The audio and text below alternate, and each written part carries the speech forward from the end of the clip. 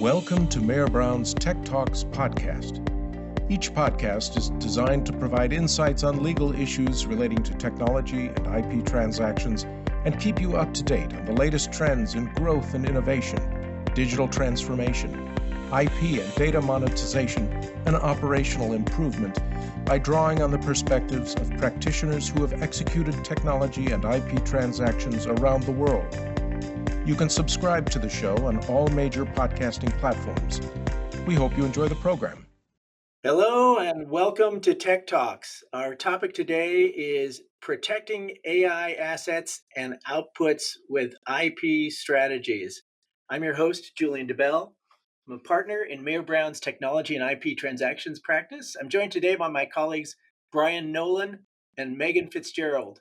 Brian helps clients to achieve successful outcomes in intellectual property litigation, licensing, counseling, and due diligence across all the fields of intellectual property, patent, trade secret, unfair competition, antitrust, trademark, counterfeit goods, and copyright law. Megan advises clients on a variety of complex intellectual property disputes with a particular focus on cutting edge issues in copyright law. All right, so both of you have a lot of experience with and a deep understanding of how to protect a company's proprietary technology and information using the tools provided by IP law. But of course, AI, and as in so many other areas, presents a whole new landscape here, and I assume requires a certain ability to adapt and adjust. So what's new and unique about AI in this regard? In particular, what are the types of assets that companies should consider protecting with regards to AI? There are a few different types of assets that can be at least potentially protected through various forms of IP protections. First on that list is the algorithms or the codes and rules that the AI systems are using to operate. The next step in that process would be the model itself, in which would include the outcome of the machine learning algorithm based on the training data or the set of learned relationships, rules, and other algorithm specific data structures. And that leads then into also the data set, which we will get into a little bit later, the additional IP complications that have come in with data sets, but to the extent that the uh, that the company has its own set of data that they're creating, compiling, and using to train that model, that can be subject to protection, as well as beyond just that initial training data. There is the validation data, which would be additional inputs that they feed into their model to help fine tune their overall model and its outputs, as well as any testing data that they're putting in there to sort of show things that are unknown to the model and are put in then to test its accuracy in those final stages. The additional area that can be at least potentially protected through various means would be those results. What are the outputs that the model is generating, and how can those be potentially protected? Okay, so a variety of kinds of technology here. Um, what are the types of intellectual property tools that can be used to protect these technologies as assets? The first one that Brian's going to discuss today will be trade secrets. Trade secrets can protect the confidential information that has independent economic value from not being well known or readily accessible, or from being secret. That's going to be the first category we get into. The second category, which I'll talk about, is copyrights. Copyrights provide protection for original works of authorship. And as we'll discuss, that can go both potentially as a tool that the companies can use to protect their own assets, and also an area to be aware of as they are compiling training data and looking at different both inputs and outputs of their models. Next, Brian will talk about patents, which can protect certain subject matter if it is novel and non-obvious. And we also certainly want to discuss contracts as a very useful tool through all of this. Contracts can be used in concert with all of the other types of IP-specific protections to allocate rights, such as ownership and usage rights. All right. So, variety of tools here. Let's walk through them. My understanding is that when it comes to protecting AI-related inventions, there's a particular interest in using trade secrets as a method for that. Why do you think that is? Julian, thank you for having Megan and I here, and I think I'll launch into that. And just overall, as a general thing, is there's not a one-size-fits-all strategy for protecting your intellectual property, and many of this is fact-driven. But what we've seen recently, separate even outside of AI, we've seen an uptick in the value of trade secrets that is occurring from a litigation perspective. There's also the opportunity for federal claims under the Defend Trade Secret Act that's been around for about a decade now. But why it's particularly helpful in the trade secret space is trade secret protection is largely within the hands of the developer because the protection itself does not rely upon approval from a government agency like the United States Copyright Office or the United States Patent and Trademark Office. If you meet the requirements, which Megan succinctly laid out earlier, is that you take reasonable steps to protect information, and that information has economic value from not being generally known or readily ascertainable, it qualifies as a trade secret. It's not limited to any type of technology. As long as you meet those parameters, everything that Megan just laid out would qualify as a trade secret. So when we talk about patents, there are certain things that we would question whether you could get a patent on it. But here, you could protect the algorithms, the model, the parameters associated with the model. For example, the number of nodes, the weight values. You can protect data sets and the selections of data sets. Now, there's other aspects that Megan pointed out too, like the model output. Now, the model output may not be a very good thing to protect by trade secrets because to the extent that it's publicly known, you would fail to meet one of the requirements of it having economic value, but not being generally known or readily ascertainable. There is a limitation to trade secrets, though, because trade secrets only protect you if the information or your trade secret was improperly obtained by a third party. So it doesn't protect you in the instances where the third party independently develops a trade secret or reverse engineers a trade secret. That's different than what we would see in the patent space because the patent space does give you that limited monopoly to practice that invention, irrespective of how your competitor came up with that competing technology. Well, okay, so then how does that requirement, the requirement to show that the secret was not acquired by improper means, how does that impact the use of trade secrets for AI particularly? Well, in particular, as we said, it's kind of the first step to know whether you could bring a litigation.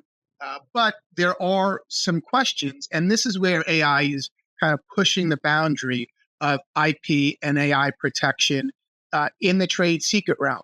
Because what does improper means cover?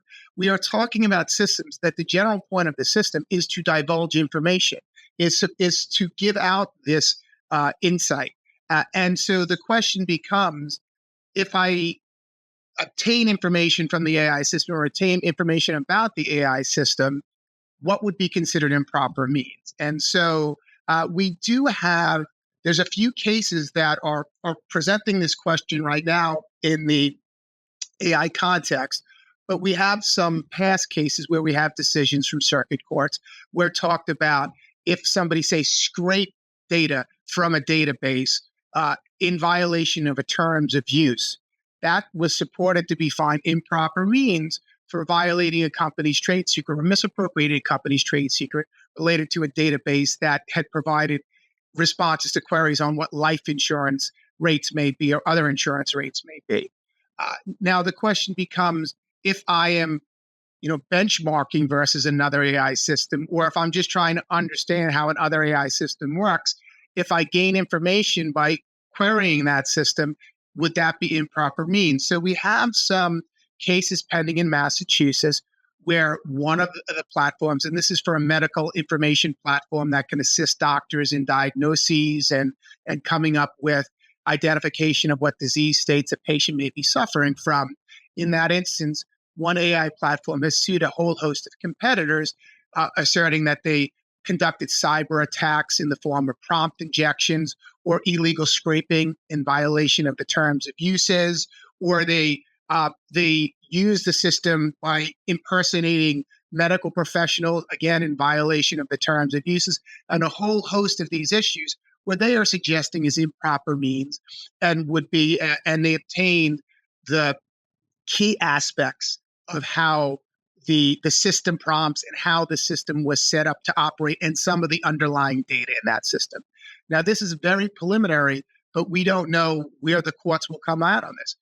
In response, the competitors have asserted counterclaims such as defamation and unfair competition because they think that they're using these litigations in a way to inhibit competition in the AI space.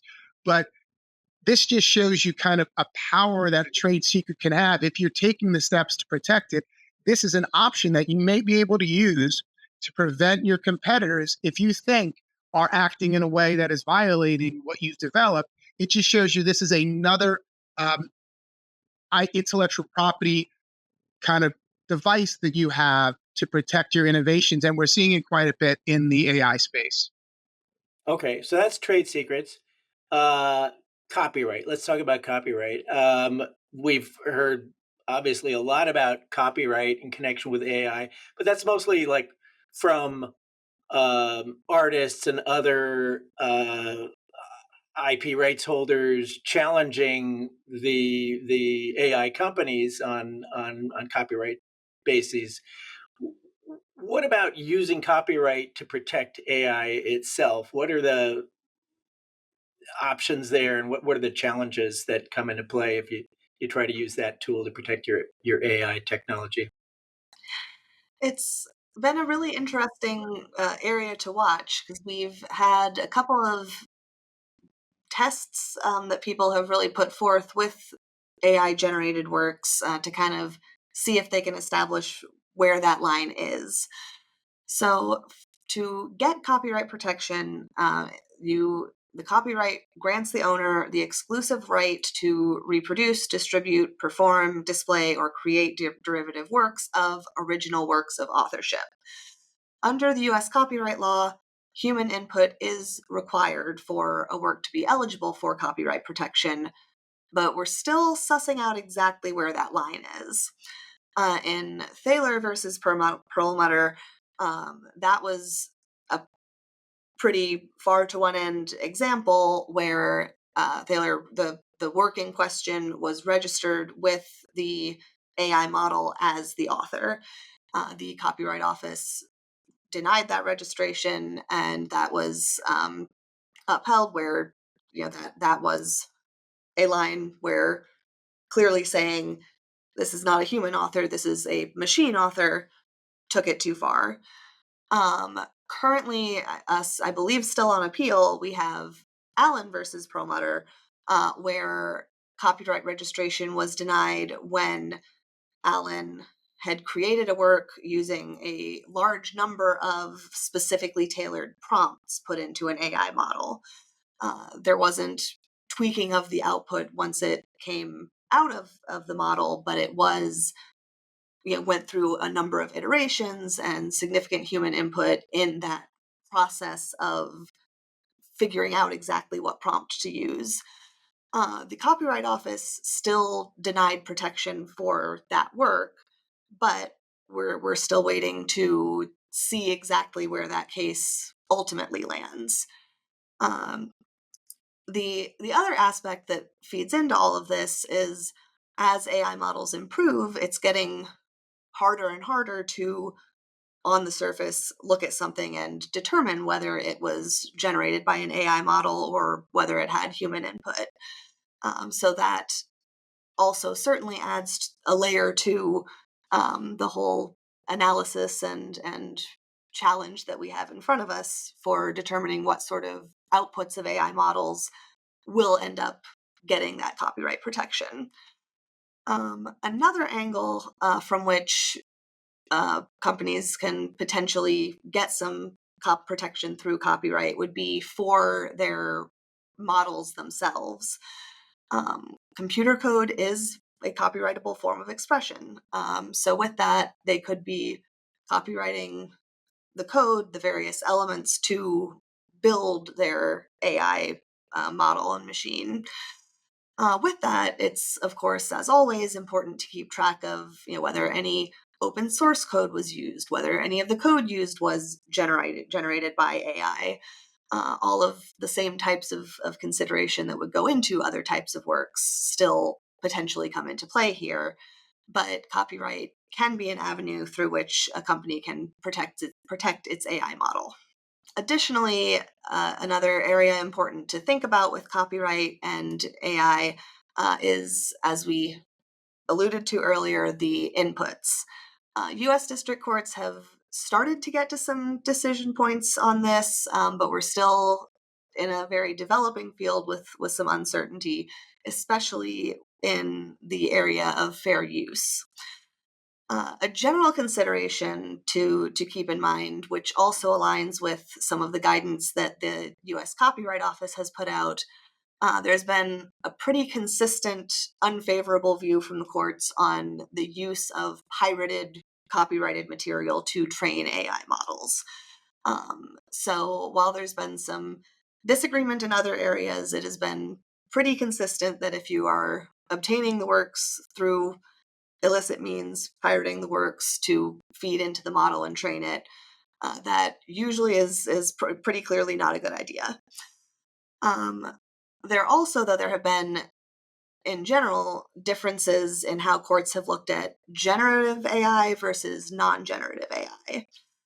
For non-generative, the primary decision so far has been Thomson Reuters versus Ross Intelligence, which was in the District of Delaware. And in that one, the primary fair use factors considered were the first and the fourth factors, finding that this product that was similarly using the case note head notes of the Westlaw cases and making some somewhat similar outputs was a commercial use and it was not transformative. And then relating to factor 4 was a competing product, and also this court also highlighted the loss of the ability to license that data to train the Ross model. So for generative AI, we've gotten a couple of decisions that have had some key similarities, but also some important differences that leave us with some gray area. Both Bartz versus Anthropic and Kadri versus Meta have been handled in the Northern District of California in two separate courts, and they did both accept at least elements of the fair use defenses. The courts found here that the outputs did not include copyrighted material, and they also found that the use of the data to train was a transformative use. Both of these courts also rejected the idea that the plaintiffs were harmed by the loss of an opportunity to license their works. So that was a distinction from the non-generative Ross case. Then the other aspect where the courts here disagreed is the dilution effect, or whether these outputs that may have may not include the copyrighted material, but may potentially dilute the market for material like that was used to train the model. In the Bart's Anthropic court, they rejected that theory of dilution. In Kadri, they didn't exactly get there, but they said the judge implied pretty heavily that that theory might have been successful if the plaintiffs had attempted to argue it, or argued it better at least. And so that was an area that definitely leaves some complication and murky spaces to navigate as someone creating and training models and their outputs. Right. So I guess to summarize, for with respect to AI, copyright can be a positive, protective tool when it comes to things like models. But sounds like when it comes to inputs, training data like that, your consideration is trying to avoid other people's copyright claims, to make sure that you have the rights to use those inputs as you need to. So what now about patents? How do patents fit into protecting AI inventions? Well, I think that as we see with everything about AI, this is changing day by day and month by month because uh, patents historically they offer you very strong protection because you can see what the government granted you. You can look at the claims, you understand the scope, you can look at what was disclosed, and you can get some insight into the value of that patent from a validity perspective. But there were some nuances that made it difficult to understand what the value would be in the AI space. Just simply even the fact that it takes time to get a patent and AI is moving so rapidly. So once you got the patent, would it still be even relevant by the time that it issued, had the AI moved on there? But there were some initial issues that we've seen that have come up, like Megan identified in copyrights this concept of can AI be an inventor? And this other concept of what is patent eligible subject matter. And we've started to see certain insights from various patent agencies around the world, and including the United States Patent and Trademark Office here on these topics, as well as some other topics. And even very recently, Friday on November 28th of this year, the new director of the Patent Office, John Squires, issued a revised inventorship guidance. And this is following what we can see from this present administration is they're very favorable with respect to development of artificial intelligence technology in the United States and wanting to keep the United States as a leader in artificial intelligence. And what his history has shown us is if you want to be a leader in a technology, having strong intellectual property protection for that technology supports that result or supports that goal. So on Friday of last week, the USPTO issued a revised inventorship guidance that replaced the earlier guidance that had been issued under the other administration. It's too early to tell whether this guidance meaningfully changes the USPTO's view or how the examiners will understand inventorship from how it was being done under the past guidance. Again, still under both of these guidance, consistent with the Federal Circuit precedent here, human alone can be listed as inventors. AI cannot be inventors. But what this guidance, the revised guidance, went through is it made clear that the AI system just amounts to a simple tool, tools that we've always been using in research. And those tools are there to facilitate humans to invent. And so they wanted to make clear that the new legal standard, the standard by which you consider, and they would say it's not a new legal standard, is they say the legal standard for inventorship has remained the same, irrespective of whether AI is used to assist in that invention. It comes down to focusing on the human that came up with the conception of the idea and all of the limitations and had it sufficiently formed in their mind so that they could describe it with reasonable particularity in a way that it could be easily or could be practiced with ordinary skill by those skilled in that field. And so, again, the new administration is really coming down on the fact of being favorable to using patents to protect in the AI space. Separate from just that recent pronouncement on inventorship, very early on as being the head of the patent office, Director Squire had come out on another issue that was considered potentially thorny in the AI space. And this is the concept of what material is considered patent eligible. There's certain things, laws of nature and algorithms and the like, that mental processes, we just don't think that those are patent eligible subject matter. And they run afoul of that requirement that it be a patent eligible subject matter. There's been a debate on this in the computer space for decades or so. And in a recent decision, not back in September, right after he became part of the patent office, Director Squire decided to involve himself in a decision related to a rehearing request by a patentee that had something rejected under patent eligible subject matter for an AI invention. And the director, although he upheld the rejection based on obviousness, a different statutory requirement, he went out of his way to explain that he thought that the rejection under patent eligible subject matter, what we would call 101, was improper. And he wanted to make it clear that he felt overuse of 101 to reject patents placed the United States at a competitive disadvantage in a key technology. He doesn't want patent rejections under 101 to jeopardize what he perceives and sees as America's leadership in AI technology. So this is really helpful from a strategic perspective. They're really showing an openness to being able to identify a human to name as the inventor on your patent. That's going to be a requirement. They've shown an openness to what is patent eligible.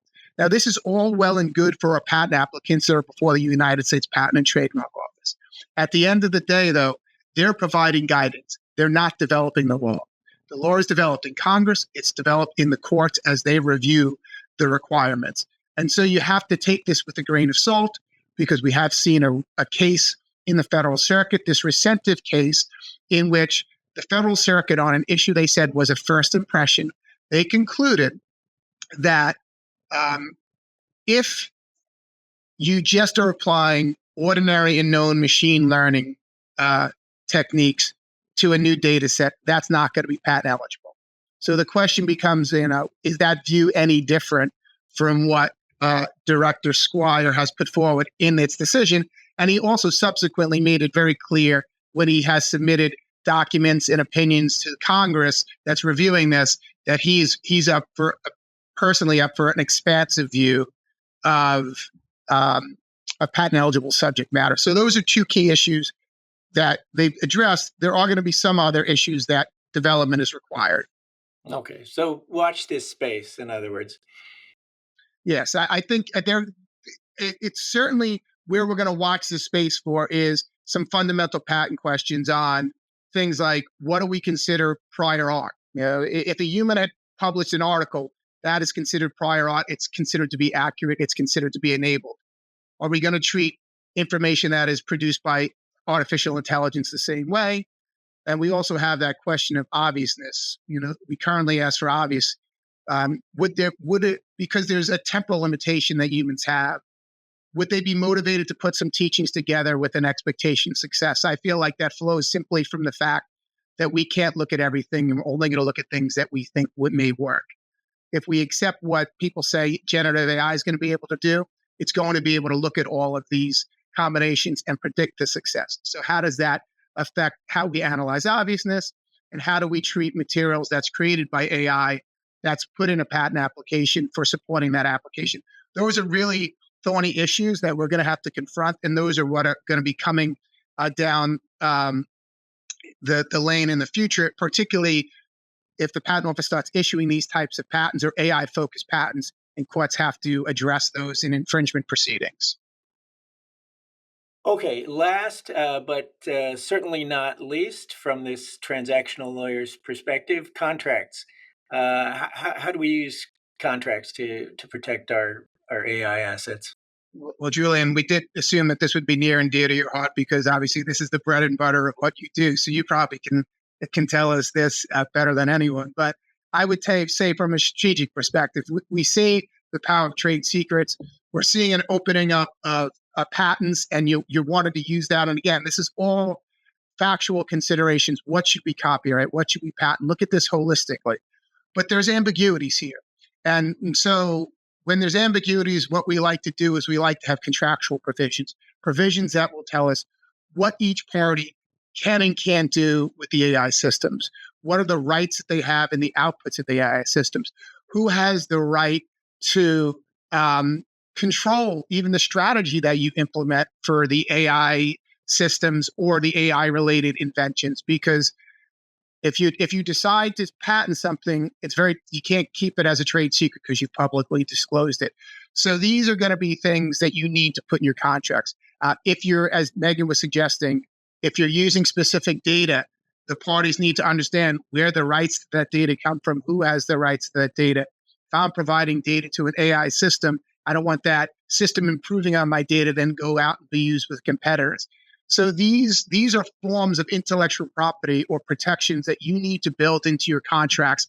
And these are things that are imperative that you put into these contracts in your collaborations and your relationships. And when people are using your AI systems or you're using somebody else's AI system, because we still have some ambiguities. In the past, if we knew patents were going to cover it, we were happy. We were like, okay, we have a patent. We can sue anyone on our patent. There's still some ambiguity there, and it's going to take a few years to develop. So you have to look at this holistically: trade secrets, copyrights, patents, and for your relationships, strong contractual terms that address all of these issues in one place. All right. Well, thanks, Brian. Thank you, Megan. Great insights. Very helpful overview of this very important topic. Listeners, if you have any questions about today's episode, or an idea for an episode you'd like to hear about anything related to technology and IP transactions and the law, please email us at techtransactions@mayerbrown.com. Thanks for listening. We hope you enjoyed this program. You can subscribe on all major podcasting platforms. To learn about other Mayer Brown audio programming, visit mayerbrown.com/podcasts. Thanks for listening.